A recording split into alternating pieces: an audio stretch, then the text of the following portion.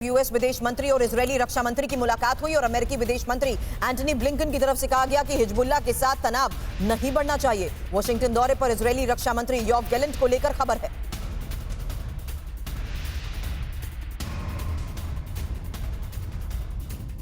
तो वॉशिंगटन दौरे पर इजरायली रक्षा मंत्री योव गैलेंट और साथ ही हिजबुल्लाह के साथ बढ़ते तनाव को लेकर चर्चा। अमेरिकी विदेश मंत्री एंटनी ब्लिंकन की तरफ से कहा गया कि हिजबुल्लाह के साथ तनाव नहीं बढ़ना चाहिए और हिजबुल्लाह के साथ जंग में यूएस नहीं देगा साथ। बड़ी खबर, आमने सामने की जंग हुई तो मदद मुश्किल है। हिजबुल्लाह के शॉर्ट रेंज रॉकेट को रोकना भी मुश्किल। US joint chief of staff chairman का ये बड़ा दावा। हालांकि युद्ध के विस्तार के बीच इस तरीके के दावों का सुमित मतलब क्या है समझना जरूरी है। एक स्ट्रैटेजिक पार्टनर होते हुए इजरायल का अब हिजबुल्लाह के साथ बढ़ती जंग के बीच यूएस के इस बयान का मतलब क्या कि आमने सामने की जंग हुई तो मदद मुश्किल। सुमित, देखिए, मदद का मतलब नेगोशिएशन मुश्किल, यानी क्योंकि अब इजराइल ये पूरी तरीके से मन बना चुका है कि जब तक वो अपने गोल को नहीं पहुंचेगा, जब तक वो पीछे हटने वाला नहीं। और अगर ऐसे बीच में हिजबुल्लाह की तरफ से, लेबनान की तरफ से कोई नेगोशिएशन की बात आती है तो फिर अमेरिका उसमें हेल्प नहीं कर सकता। और अमेरिका लगातार हिजबुल्लाह को डरा खराफिया इंडिकेट करके समझाना चाहता है कि इस जंग में आगे ना बढ़े, अपनी मिसाइलों को रोक दे। अमेरिका की तरफ से यह भी कहा कि अगर आपने पूरी तरीके से अपने मिसाइल फायर्स को नहीं रोका तो फिर निश्चित तौर पर इजराइल बड़े अटैक कर सकता है। और इजराइल ने इसकी तैयारियां भी कर ली और ये एक मैसेजिंग है लेबनान के लिए भी और हिजबुल्लाह के लिए भी कि देखिए आप रुक जाइए वरना ये जंग और ज्यादा भयानक रूप ले सकती है। मनीष, क्या इजराइल को समझाना मुश्किल हो चुका है कि अब सीधे तौर पर हिजबुल्लाह को समझाने की कोशिश?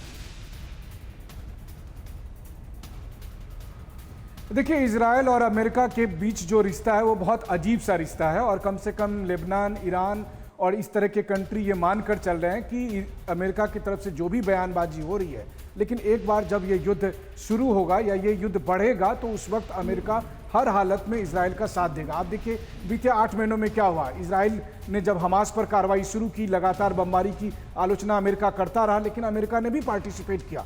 ऐसे में संभावना यही है कि इजराइल का साथ हिजबुल्लाह की जंग में अमेरिका देगा ही देगा। हाँ, अमेरिका को यह लग रहा है कि अगर जिस लॉजिक से वो इजराइल का साथ देगा, इसी लॉजिक के तहत अगर ईरान ने भी लेबनान का साथ दे दिया तो फिर ये युद्ध पूरे मिडिल ईस्ट में फैल जाएगा, जो कि अमेरिका के हिसाब से ठीक नहीं होगा। इसीलिए अभी फिलहाल उन दोनों की पब्लिकली जो बातचीत हो रही है और बंद कमरे में जो बातचीत हो रही है, इसके बीच में कितना फर्क है ये देखने वाली बात होगी। हाँ, ये अलग बात है कि ब्लिंकन कह रहे हैं कि हम साथ नहीं दे पाएंगे, उतने हद तक साथ नहीं दे पाएंगे। वहीं इजरायली रक्षा मंत्री ने कहा है कि हमने अमेरिकी रक्षा विदेश मंत्री को कह दिया है साफ तौर पर कि हमारे दुश्मन और दोस्त दोनों देख रहे हैं कि अमेरिका कितना साथ। अब अमेरिका की इस चिंता को लेकर इंफॉर्मेशन मनीष यहां रखना चाहूंगी, क्योंकि आखिर इजरायल बनाम हिजबुल्लाह की जंग में अमेरिका के डर की ये 5 वजह क्या है ये भी समझ लीजिए। क्योंकि हम इजरायल वर्सेस हिजबुल्लाह की जब बात करते हैं तो अमेरिका के डर का जिक्र इसलिए किया जा रहा है क्योंकि उसकी वजह है आमने सामने की जंग ना हो, ध्वस्त हो सकता है आयरन डोम।